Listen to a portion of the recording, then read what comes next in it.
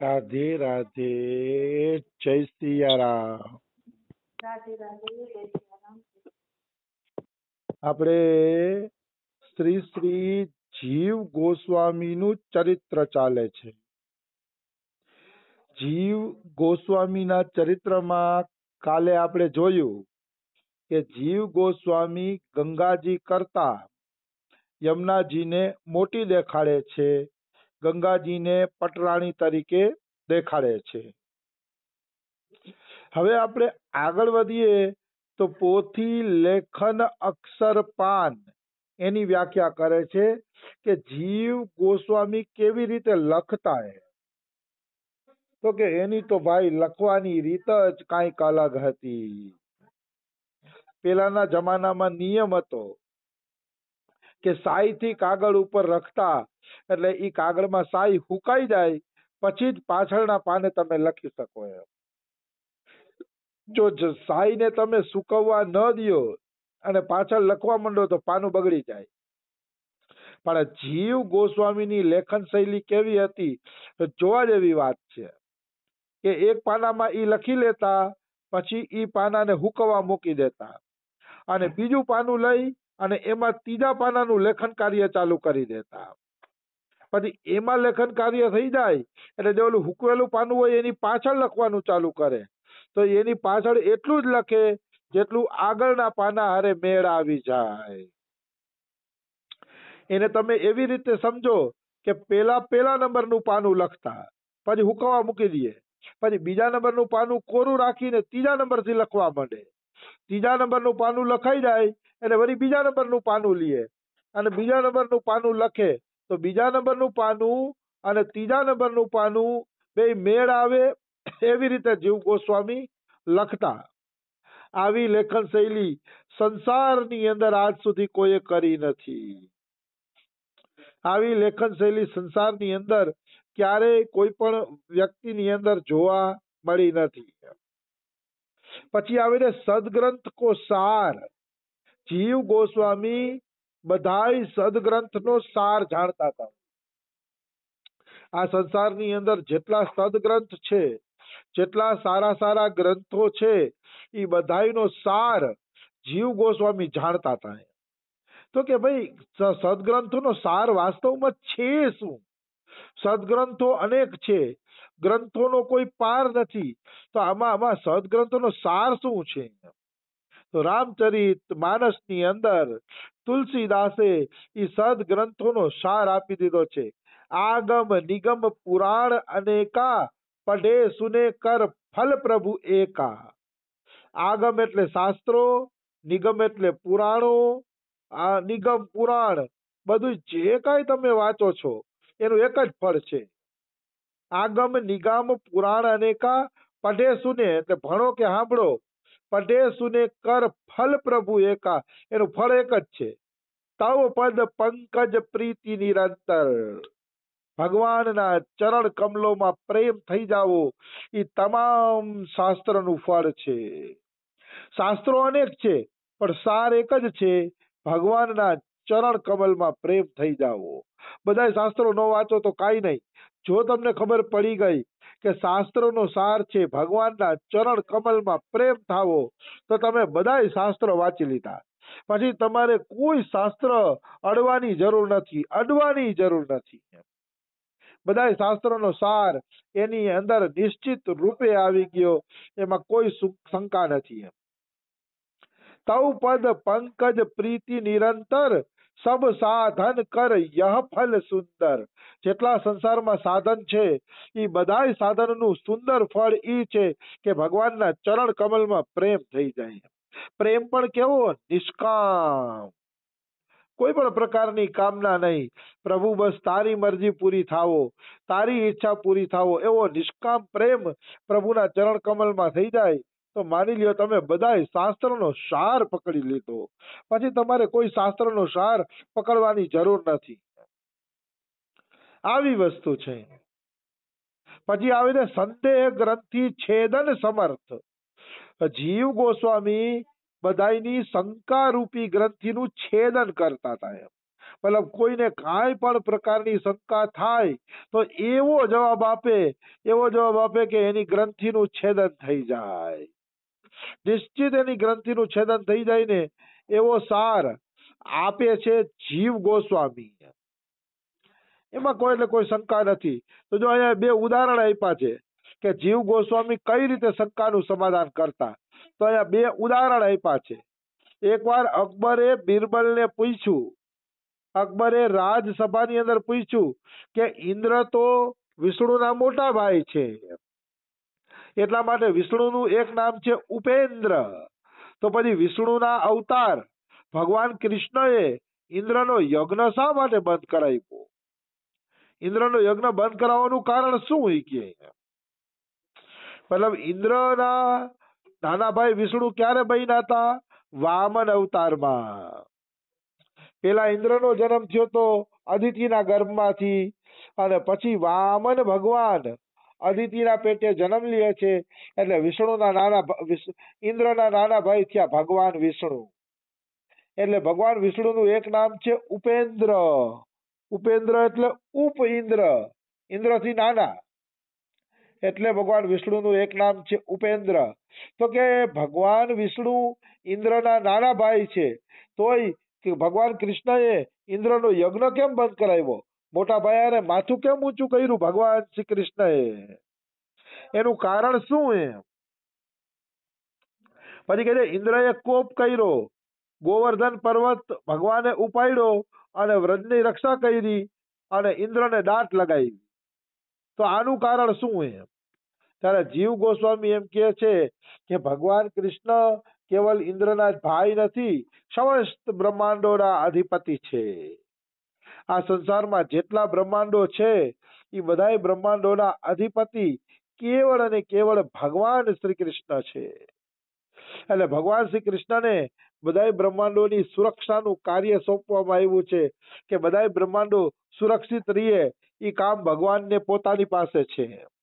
અને ઇન્દ્ર અહંકારના કારણે વ્રજવાસીઓ હારે દ્વેષ કરે છે અને વરસાદ વરસાવે છે, તો ભગવાને દેખાડી દીધું કે ભાઈ બધાને જીવન દાન દેવા વાળો હું જ છું, હું જ બધાને વાસ્તવમાં જીવન દાન આપું છું, એવું દેખાડી દીધું.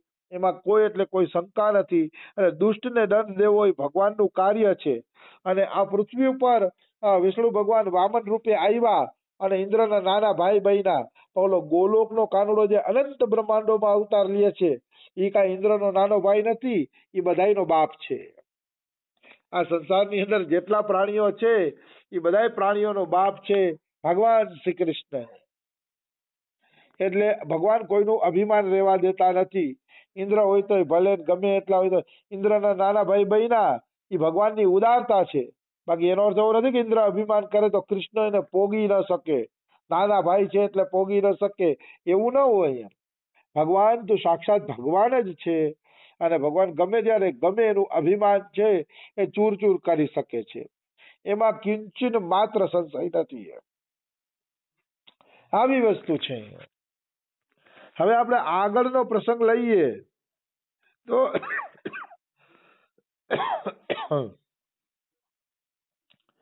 જીવ ગોસ્વામી જ્યારે પોતાના ઠાકોરની સેવા કરતા ને ત્યારે એની અંદરથી થોડુંક ધન નીકળતું, ઠાકોરની નીચેથી થોડુંક ધન નીકળતું. એટલે જીવ ગોસ્વામી એ ધનને છે ને ચીપિયેથી ઉપાડી અને યમુનાજીમાં નાખી આવતા. એ ધનને પોતાની પાસે રાખતા નહીં, નાખી આવતા. તો એમના શિષ્યો એમ કહે છે કે ગુરુજી તમે આ ધનને કેમ નાખી દો છો? આ ધનને તમે રાખતા હોય તો કે નાખી દેવાનું કારણ શું છે? તો કે બેટા ધન છે ને નકામું છે, ધન વ્યર્થ કજિયા કરાવે છે. એટલે આ વ્યર્થ કજિયામાંથી એમાંથી બચવા માટે ધનને નાખી દેવું જ અતિ ઉત્તમ છે. તો કહે ગુરુજી નાખી થોડું દેવાય, નાખવાથી તો ધન બગડી જાય છે. કે એના કરતા આપણે સાધુ સેવા કરીએ તો? ત્યારે જીવ ગોસ્વામીએ કીધું કે તમે સાધુ સેવા નહીં કરી શકો, કારણ કે સાધુ સેવા અતિ કઠિન છે, અતિશય કઠિન છે. એમ સાધુ સેવા મનુષ્યથી થતી નથી. વાતું ભલે કરીએ પણ સાધુ સેવા કરવી અતિ અઘરી છે. તો ઓલો શિષ્યો કે નહીં, અમે સાધુ સેવા કરશું, તમે ચિંતા ના કરો એ કહે. તો કે અચ્છા, તમારો આગ્રહ છે તો કરો, બાકી આ કઈ થાય એવી વાત નથી. તોય જીવ ગોસ્વામીએ કીધું કે કરો સાધુ સેવા. એટલે ઓલા શિષ્યો એની એ સાધુ સેવાનો ભાર ઉપાડી લીધો અને સાધુ સેવા ચાલુ કરી દીધી. પણ ભાઈ એટલું સહેલું નથી. એક બે દી ગમે, મહિનો દી ગમે, 6 મહિના ગમે, પણ આખી જિંદગી કોઈ પણ સાધન કરવું ને બહુ મોટી કૃપા હોય તો થાય છે. નકર ઈ સાધનમાં અભાવ આવી જાય છે. એમ થાય કે હવે આ સાધન નથી ગમતું, આમાં કઈ વૈડું નહીં, આમાં ભગવાન બૈડા નહીં, એવો અભાવ આવી જાય છે. આ તો સત્સંગ અને સદગુરુની કૃપા તમને એકને એક સાધનમાં રુચિ કરાવીને હલાવી રાખે છે. નકર અત્યારે અનેક મતાંતરો પ્રવર્તે છે. કોઈ એમ કહે છે, લ્યો અમારા બરસાનામાં જ અમુક ધ્યાન કરવા વાળા એમ કહે છે, તમે શું માળા લઈને કે નીકળી પડ્યા છો, મન તો લાગતું નથી માળામાં, કે એમ ભગવાન નહીં મળે, ધ્યાન કરો કે ભગવાનમાં એકાગ્ર થાવ તો એ ભગવાન મળશે. એવું કહેવા છે ગુજરાતીને, એમાં કોઈ શંકા નથી. તો અનેક પ્રકારની વાતો થતી હોય છે. પણ બને ત્યાં સુધી મારું એવું માનવું છે કે આપણા ગુરુએ જે સાધન પકડાવ્યું ને એ સાધન આપણે રાગદ્વેષ વગર કરી જવું, કોઈની નિંદા નહીં કરવાની અને બધાને હાયા કરવાનું. હાજી હાજી કરતે રહીએ, બેઠે રહે અપને ઠામ, આવો દોહો આવે છે. હાજી હાજી બધાને કરવાનું, પણ આપણે ઈ જ સાધન કરવાનું જે આપણા સદગુરુએ આપ્યું છે અને જે સાધન હૃદયની અંદર બેસીને ભગવાન આપણે પ્રેરણા આપે છે, એ જ સાધન કરવાનું. હું તો આ સાધનને માનું છું, કથા કીર્તન બસ અને ઠાકુર સેવા, એનાથી આગળ કઈ સાધન કરવું જ નહીં. કાં તો નવરા હોય તો કીર્તન કરો, કાં નામજપ કરો, કાં ભગવત કથા કરો અને ભગવાનની સેવા કરો, બસ. આની આગળ ક્યાંય જવાની જરૂર નથી. આમ તો વૈષ્ણવ સેવા જરૂરી છે, પણ એ હું એટલે નથી કહેતો કારણ કે એ કઠિન છે. એટલે આંગળે કોઈ આવી ચડ્યું હોય તો ક્યારેક સેવા કરી દે, અલગ વાત છે. બાકી નકર વૈષ્ણવ સેવાથી દૂર રહેવું. એમાંય રાગદ્વેષ થઈ જાય કે આ આવો છે ને આ આવો છે ને ફલાણો આવો છે ને, એ રાગદ્વેષ થઈ જાય તો સાધન ખતમ થઈ જાય છે. તો 6-7 મહિના તો જીવ ગોસ્વામીના શિષ્યોએ સેવા કરી. પછી એકવાર રાત્રિના કાંઈક 12:30-1 વાગ્યે એક બસ આવી. બસ એટલે તેની વાહન જે હાલતા હોય વાહન આવ્યું અને બધી 10-15 સાધુ ઉતરા અને સાધુ જીવ ગોસ્વામીનો દરવાજો ખખડાવે છે. એને ખબર હતી કે અહીંયા સાધુ સેવા થાય છે. સાધુ સેવા થતી હોય અહીંયા સાધુ આવે, બીજે તો સાધુ ક્યાં જવાના છે. તો એને ખબર હતી કે અહીંયા સાધુ સેવા થાય છે. એટલે સાધુ આવ્યા બધાય 12-12 અને પછી કીધું આ લોકોને કે અમને બહુ ભૂખ લાગી છે, તમે કઈક ભોજન બનાવી દો.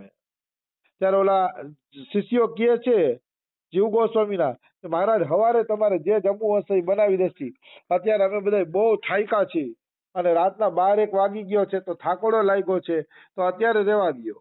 ઓલા કે અરે અત્યારે જ અમને બહુ ભૂખ લાગી છે કે પછી ભૂખ નથી લાગી કે અત્યારે બહુ ભૂખ લાગી, અત્યારે જરૂર છે કઈક બનાવી દો, નકર અમારા પ્રાણ જાય એવી ભૂખ લાગી છે. તો તરત જ ઓલા જીવ ગોસ્વામીના ચેલા બોલ્યા, તો હવે તમે અમારું માથું ખાઈ જાવી કે 12:30 વાગે કોઈ બનાવી દે કે અમારું માથું ખાઈ જાવે. તો જીવ ગોસ્વામી આ સાંભળી ગયા. એટલે જીવ ગોસ્વામી કુટિયાની બહાર નીકળ્યા ને કીધું કે આ રીતે સાધુ સેવા ન થાય, એ થાકલા પાકલા આવ્યા છે, એને તમે આવું કડવું કહી દો ને સેવા ન ગણાય. પછી જીવ ગોસ્વામી પોતે રસોઈ બનાવે છે અને સાધુ સંતોને જમાડે છે. પછી તો શિષ્યો સેવામાં લાગી ગયા હતા. પણ કહેવાનો ભાવ છે કે ગુરુ સાચું કહેતા હતા કે તમારા સાધુ સેવા નહીં થાય, કારણ કે કળિયુગમાં અઘરી છે. ખોપડી ન્યારી સાધુ આવતા હોય, કોની સાધુ સેવા કરી શકે. એટલે હરિકથા, હરિનામામૃત, હરિની સેવામાં ડૂબેલું રહેવું. એમ આપણે જિમ્મેદારી નહીં લેવાની. આશ્રમમાં સેવા હાલતી હોય તો ભલે હાલે, આપણે જિમ્મેદારી નહીં લેવાની. કામ કરવાનું, કર્મ આપણા ભાગમાં આવે તો કરવાનું, પણ જિમ્મેદારી નહીં લેવાની. હવે તો ઘરની અંદર કોઈને ભજન કરવું હોય ને તો જિમ્મેદારી નહીં લેવાની. ઘર જે હલાવતા હોય ને જિમ્મેદારી આપી દેવી.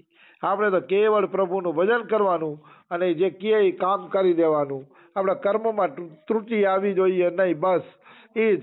બાકી આપણે ઘરની ખોટી જવાબદારી લઈને ચિંતાઓ વધારવી એના કરતાં વડીલો જો એ ચાવી હાચવતા હોય તો વડીલોને જ આપી દેવી જોઈએ. આજકાલ તો સાસુ વહુ માટે ચાવી માટે ઝઘડો થાય.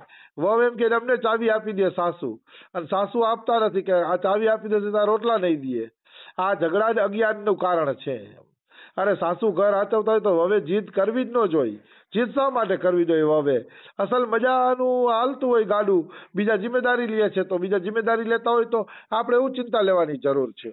મને તો એ મૂર્ખતા લાગે છે સાસુ અને વહુમાં. અને વહુ હોશિયારી કરતી હોય કે હું ઘર હલાવી દઈશ તો એને સાસુ